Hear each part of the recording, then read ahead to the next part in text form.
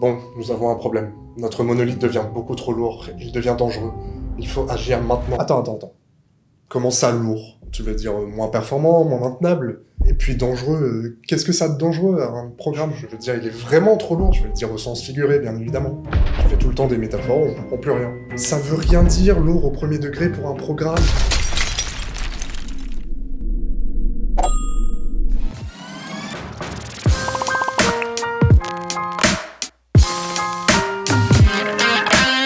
Le développement, c'est pas facile.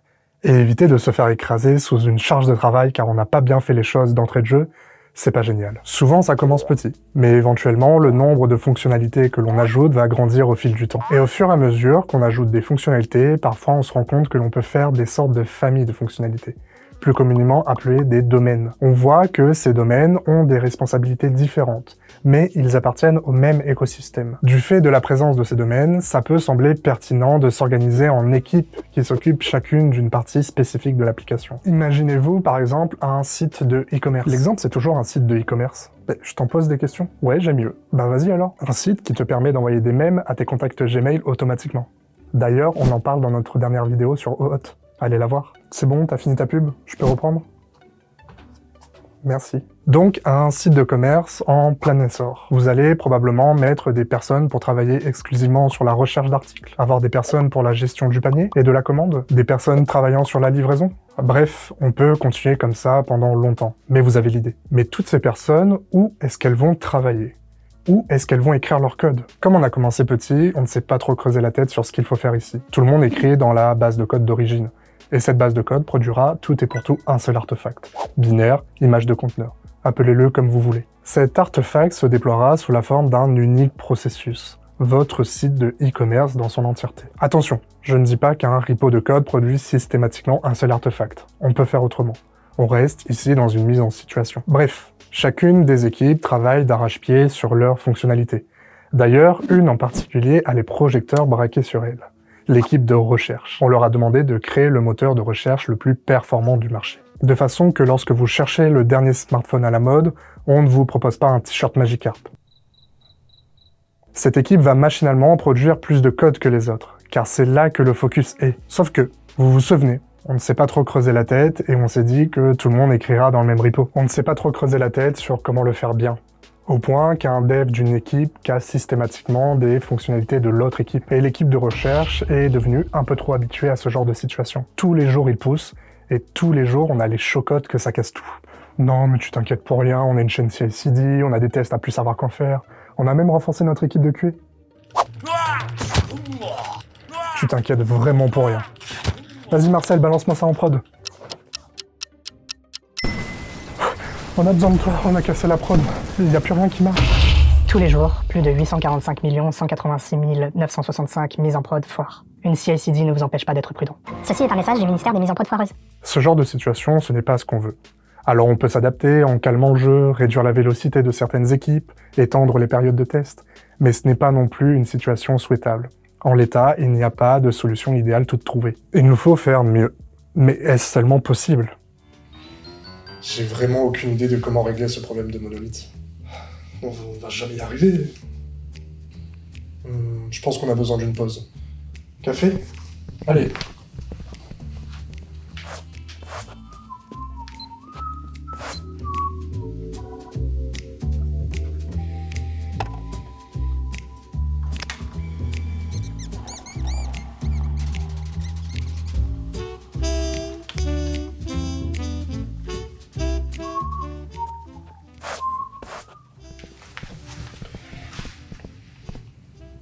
Attends, mais qui a fait ça? C'est impossible. Attends. Mais oui, ça peut marcher. Je crois bien qu'il y a un génie qui se terre parmi nous. On est d'accord, j'ai imaginé toute cette situation. Mais c'est forcément déjà arrivé et que ça continuera d'arriver. Cette architecture, c'est notre fameux monolithe. Ou, comme on l'appelle parfois, Big Ball of Mud ou Spaghetti Code. Une fissure dans un coin de notre application et c'est toute l'application qui part en vrille. Ok. Comme une fonctionnalité d'une équipe peut faire tomber l'entièreté de la prod, chacun sa prod. Un artefact par équipe, donc chacun son processus en prod.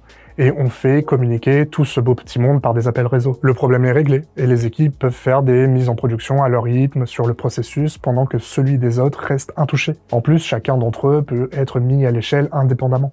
Attends, c'est si simple que ça? Malheureusement, non. En faisant ça, on a mis le doigt sur le mauvais problème. Il y avait un homme de paille dans notre situation. Le problème, ce n'est pas qu'il y ait un processus. Le problème, c'est l'architecture du code en lui-même. Ce n'est pas normal qu'un changement de code à un bout puisse complètement casser les fonctionnalités à l'autre. Si on se contente de séparer sans avoir adressé ce problème, dans un premier temps, les incidents vont continuer de survenir. Ils prendront juste d'autres formes. Vous avez vécu l'enfer des monolithes. Bravo. Maintenant, vous allez vivre l'enfer des monolithes distribués. Qu'est-ce qu'on fait alors? Gardez votre monolithe et commencez à le transformer. Vous avez identifié vos domaines fonctionnels, parfait. Maintenant, à force d'itérer, vous allez au fur et à mesure améliorer votre code pour que ces domaines soient correctement représentés et éventuellement suffisamment faiblement couplés pour être séparés dans des services différents. Et si vous avez déjà cela en tête avant même de commencer le développement de votre application, vous pouvez même ne pas passer par la case Big Ball of Mud. Et pour cela, un travail de conception en amont plus conséquent est nécessaire. Et ce n'est qu'en maîtrisant ce processus que la prochaine étape s'offre à vous, l'architecture microservice. C'est toi qui as fait ça? Réponds. C'est impossible que ce soit lui. Attends, j'ai une idée. On va en avoir le cœur net.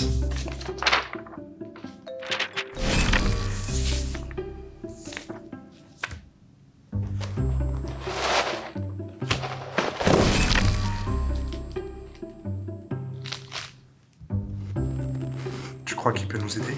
Je pense que ça vaut le coup d'essayer. Allez, à toi de jouer.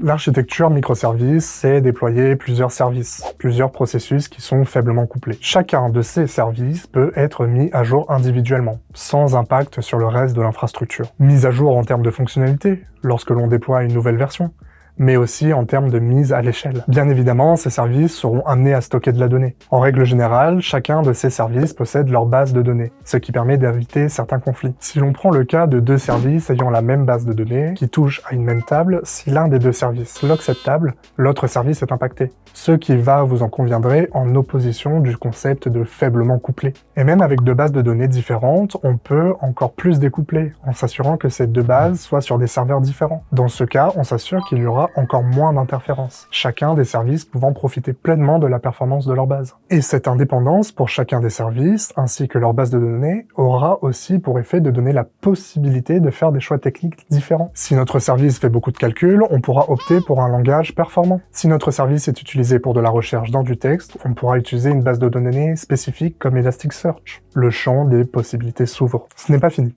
On a bien séparé tout le monde. Tous ces services doivent communiquer entre eux. Parce qu'un service a besoin d'une information contenue dans un autre service. Parce qu'un service a besoin qu'un autre service prenne en charge une action. Parce que l'on doit, dans certains cas, synchroniser des données entre différents services. Pour parvenir à faire communiquer ces services, on peut distinguer deux façons de faire. Une communication synchrone, où un service requête un autre service directement via une interface et attend une réponse. Une communication asynchrone, où un service publiera un message dans une queue qui sera consommé par un ou plusieurs services. Le premier cas est celui qui semble le moins adéquat dans un contexte de microservices. Car si au moment de requêter l'autre service, si ce dernier n'est pas disponible, on va juste lamentablement échouer à compléter notre tâche. Notre premier service se retrouve couplé à la disponibilité du second. Donc le deuxième cas convient mieux à une architecture microservice. Un service met un message dans une queue, et puis il retourne à ses occupations. C'est plus son problème. Mais ce message, on doit le traiter quelque part. Et si on perd ce message, c'est le problème de qui cette fois?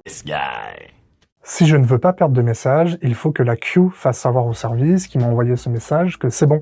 Ton message ne sera pas perdu. Du coup, tu as rendu ton envoi de message à ta queue complètement synchrone. Exactement. Si on ne veut pas de perte de données, il y aura quelque part un échange synchrone, même dans un contexte distribué. Ce moyen de communication, si bien fait, est beaucoup plus résiliente que la bonne vieille requête HTTP, au prix d'une machinerie un peu plus complexe. Mais pourquoi se priver d'utiliser des échanges synchrones?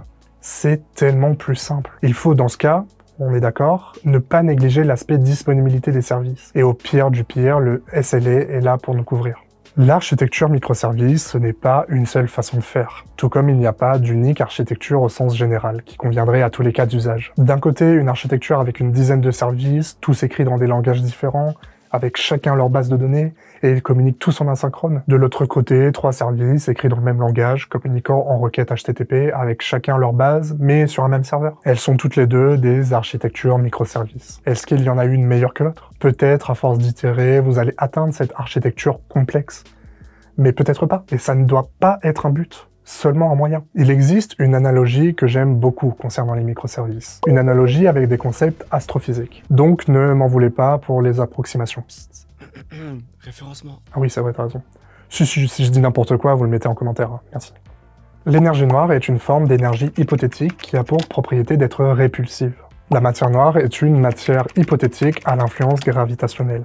Le but de cette analogie est de vous aider à identifier les forces répulsives et attractives qui interviennent lors de la conception d'une architecture. Vous allez catégoriser les différentes caractéristiques de votre code, du contexte, de vos cas d'usage. Par exemple, vous allez ainsi voir que votre Big Ball of Mud appartient clairement à la catégorie de la matière noire, qui force vos domaines à rester très proches. Mais ce n'est pas figé dans le temps.